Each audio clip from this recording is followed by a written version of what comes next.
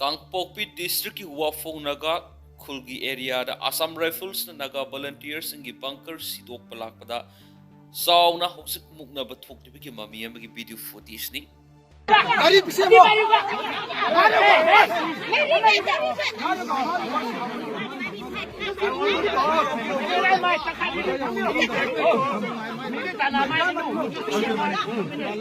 Bang dapat tolong dan. I would like to talk.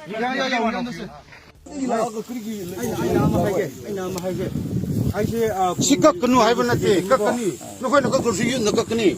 musi ngatangayo aisi khungi secretary ne apoi mayam lakli bese asi nokoi bobi yan bada akoi athing bakati lete o adubu musai nokoi na khungi police pu asmaina tawse aina strategy ek riba wa ngang riba matam da noi ne changlaga tawgibudo asi big violation ne maram de asi noi jurisdiction ngayo wait you have to let me speak ngayo aduda amana noi police na kari gi kangpok gi police na asi turensi lalga asi kangpok gi district ne Sudah lanjut, aku sudah ada leh. turelan ge lan loilan asi kangpok gi district ro nate revenue district no asi ukun district administration revenue district boundary district le ne revenue district boundary don't have hey nang admain haira pa boundary don't have ado magistrate magistrate ki lari pro ne asi degi boundary tawra tingbi pungi tawar baba chi chana ka Bang ini tu kan sana ro. Aku dia ambil. nate noi kari ki claim taw na chi ukun kangpok gi ne na Aku orang suruh bako. Kopi di jalan siapa? ado ngayo Aku orang kopi di jalan siapa?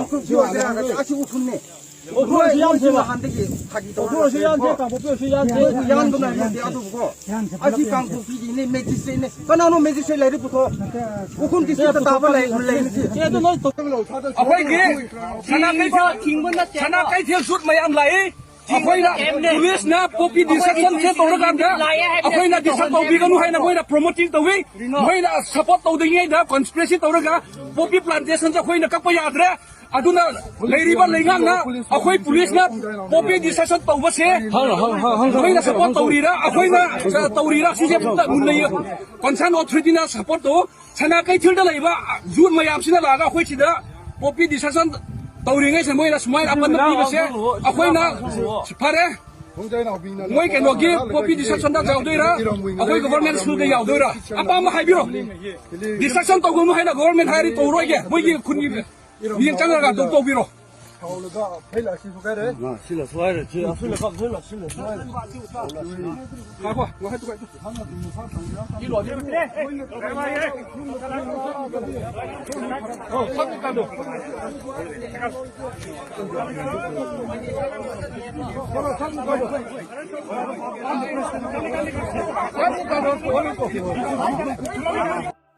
Thajangai oiriba paw mana thoi area dani have jaga amada NSCN-IM amasung koki village volunteers sing ani gi marak to oirangani thajaba akan momongda khuthona khibegi video social media sing site thorakli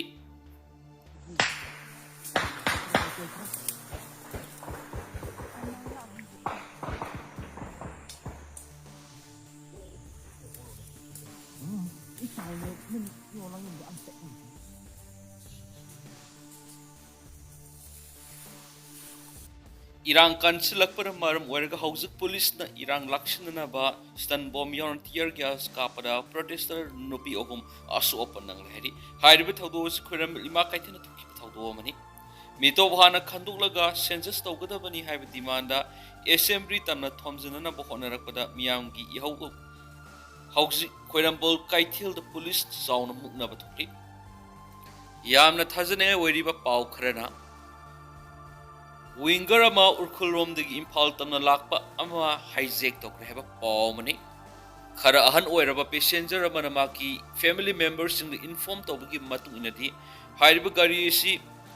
forcefully mokoina khamba matungda hairiba passenger sing asi mongkot chefu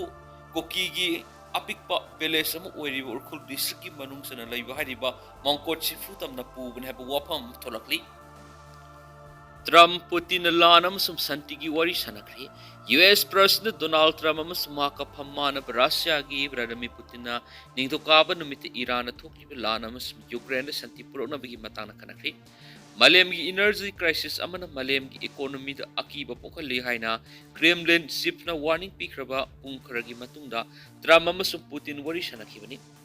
Ukraine khudum sananaba English ngani ga kungani thuida Russia na landaba hokiba matungdagi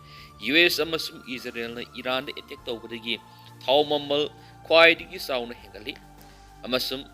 State of Hormuz thinkraba matung Gulf ki thaw puthokpa leibak sindagi thaw thadokpagi sang khantarakli Kremlin na haiki sahi asida Trump na Putin da phone tawba ahanbani amasung Iran na thokliba lan thona lusinana Russia gi ideas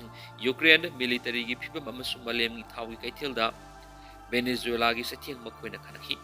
President Putin na wari phajana sanari haina Trump na ma ki Florida Golf Club da press conference amada puthokibani Putin na Iran kana ba oiba pamki haina Trump na makata na phongdoki nahak na Ukraine Russia la lusinbana hena kana ba oigani maduna hena kana ba oigani haina ahak na haiki haina Trump na phongdoki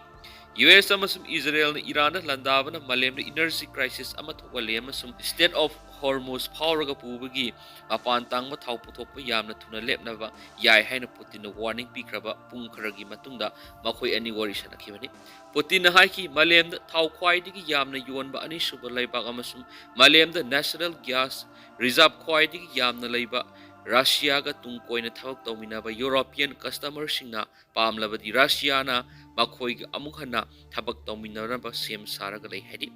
malem gi energy gi kaithel sing tang do laita da ba phibam leiringai gi marakta Trump administration na Russia di ki thau leibada thamba athingba sing khara hantana ba khanari atuba matamda phirep ama laukthoklapi yai haina pawgi likhun ama na phairi Trump administration ki khongthang asi Middle East da lan chak thorakpadi ki thau puthok pusinda khurau thangba mayam laklaba matung malemna thaugi supply si hengat hange ningbi oigani aduba Ukraine landana ba Russia ki revenue laukthokna ba US ki thaurang singbusu hena lukhangani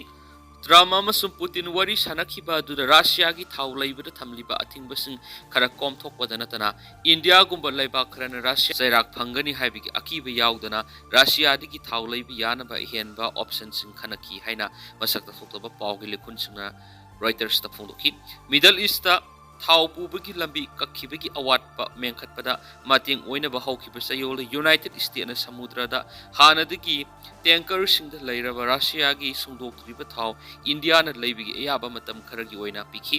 Kremlin gi foreign policy aide Yuri Usakov na hi ceasefire ama taunaraga amasung tungkoiba settlement ama puraktuna Ukraine land tuna loisinbana US ki apapu oigani hanasu Trump na thaji hanasu photokhi Ukraine Russia ki lanmi singi kumang sauksinba sina Kiev na lana si wari sanaraga lusinana bo hona dabani hainasu magna makata na phongdokhi hanasu paus na makata na palakli